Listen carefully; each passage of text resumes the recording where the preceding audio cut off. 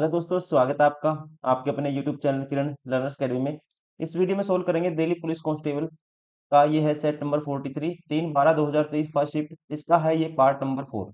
जो भी क्वेश्चन आए थे दिल्ली पुलिस कांस्टेबल में 3/12/2023 फर्स्ट शिफ्ट में, वो सारे क्वेश्चन कंप्यूटर के पार्ट नंबर 4 में आपके इस वीडियो में कवर होंगे।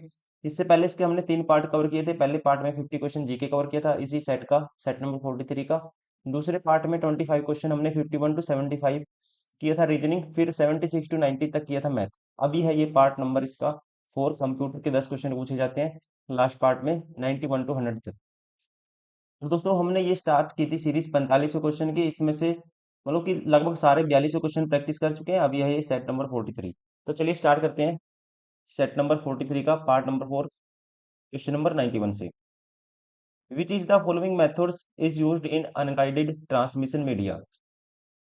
सबसे पहले आप ध्यान रखेंगे अनगाइडेड ट्रांसमिशन मीडिया में क्या होता है। इसमें फिजिकली मीडियम का यूज किए बिना इलेक्ट्रोमैग्नेटिक वेव के ट्रांसमिशन को कहते हैं अनगाइडेड ट्रांसमिशन मीडिया। मतलब कि बिना फिजिकली डेटा को ट्रांसफर करना या कहते हैं कम्युनिकेट करना, बिना विदाउट फिजिकल मीडियम, मतलब वायर का यूज नहीं होगा।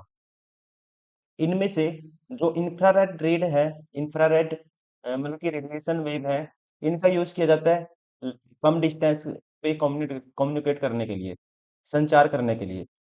अब देखो केबल फिजिकल के लिए यूज होता है, केबल केबल केबल, तो वैसे भी आप रिलेट करके भी याद कर सकते हो। केबल है जहाँ पे मतलब फिजिकली मीडियम यूज नहीं होगा। ट्रांसमिशन में फिजिकल मीडियम यूज नहीं होगा, वायर का यूज नहीं होगा, सिर्फ क्या होगा, रेडिएशन से ट्रांसमिशन होगा। जैसे कि इंफ्रारेड वेव है, इससे क्या होता है लेस डिस्टेंस पे आप कम्युनिकेट कर सकते हो, और उसी को बोला जाता है unguided transmission media. Right answer होगा option first.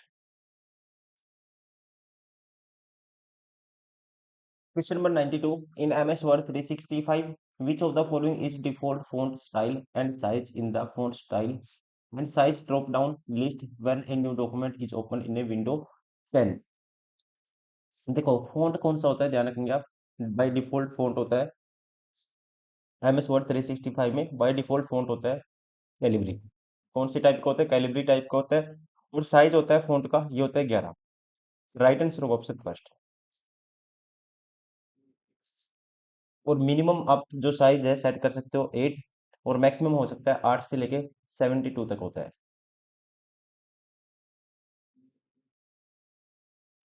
Question number 93, in MS Excel 365 how can you quickly delete a row in Excel without using the context menu on ribbon options.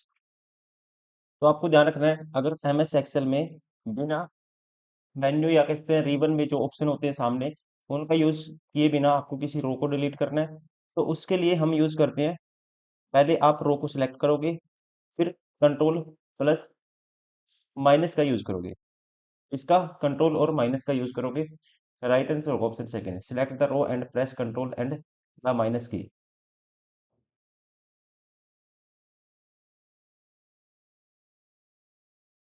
Question number 94, which option in Microsoft Word 365 allows you to search for a specific word or phrase in the document and replace it with another। से replace करना है किसी word को, आपको search करना है और कहता है उसको रिप्लेस करना है किसी नए वर्ड से। तो उसके लिए कौन से ऑप्शन का यूज करते हैं, उसके लिए यूज किया जाता है फाइंड एंड रिप्लेस का। राइट आंसर ऑप्शन थर्ड, किसका यूज किया जाता है, फाइंड एंड रिप्लेस का। इसके लिए शॉर्टकट की होती है control plus F।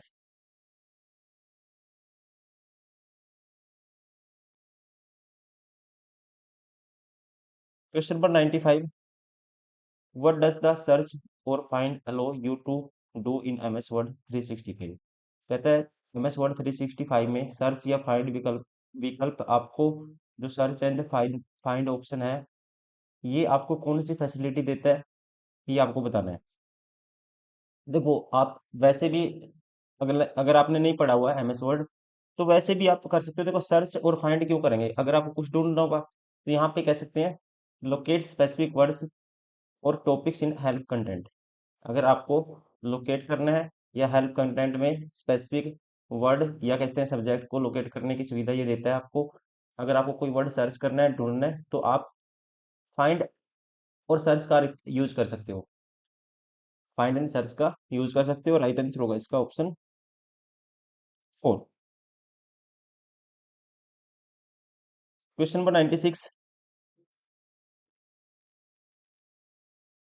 which of the following charts is used in MS Excel 365 to display data, has a series of points connected by straight lines and used for showing trends over time।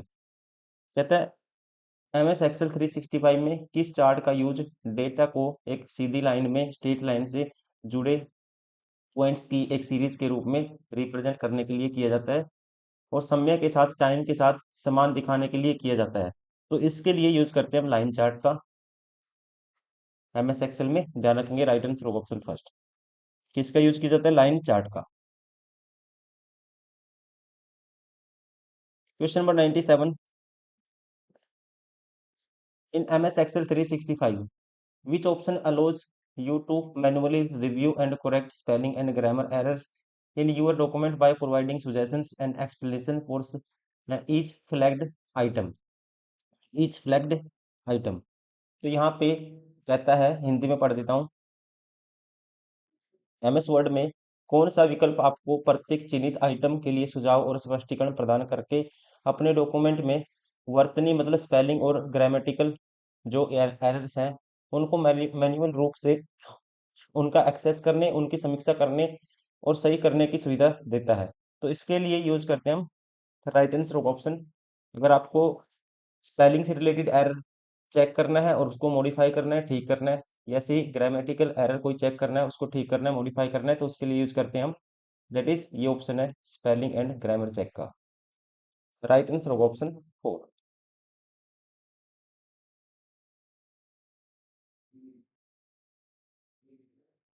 Question number 98, which option allows you to create a table in MS Word 365। अगर आपको table create करना है दोस्तों तो उसके लिए हम use करते हैं, राइट आंसर होगा टेबल इंसर्ट का, ऑप्शन सेकंड, या कह सकते हैं टेबल इंसर्शन का यूज करते हैं।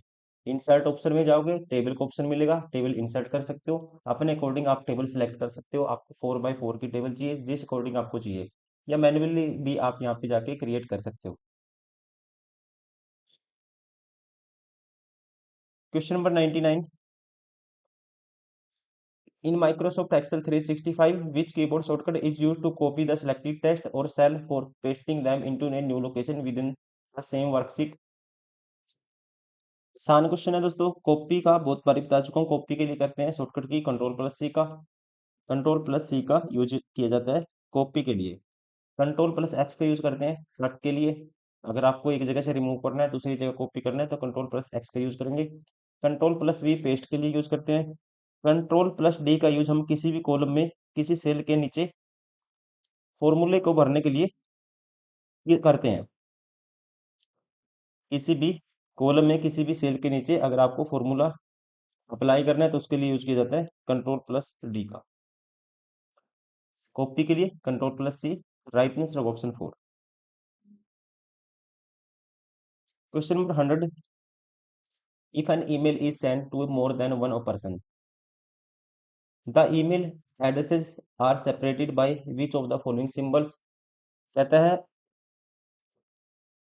किसी ईमेल को एक से अधिक व्यक्तियों को भेजने के लिए ईमेल पते को निम्नलिखित में से कौन से सिंबल द्वारा अलग किया जाता है। तो हम यूज करते हैं इसमें, राइट आंसर होगा ऑप्शन थर्ड, कोमा का यूज करते हैं। इसका यूज करते हैं कोमा का। और ये भी पूछता है दोस्तों क्वेश्चन कई बारी कि ईमेल के एड्रेस में ईमेल डोमेन नाम से पहले कौन सा सिंबल यूज किया जाता है, तो वो किया जाता है @ का।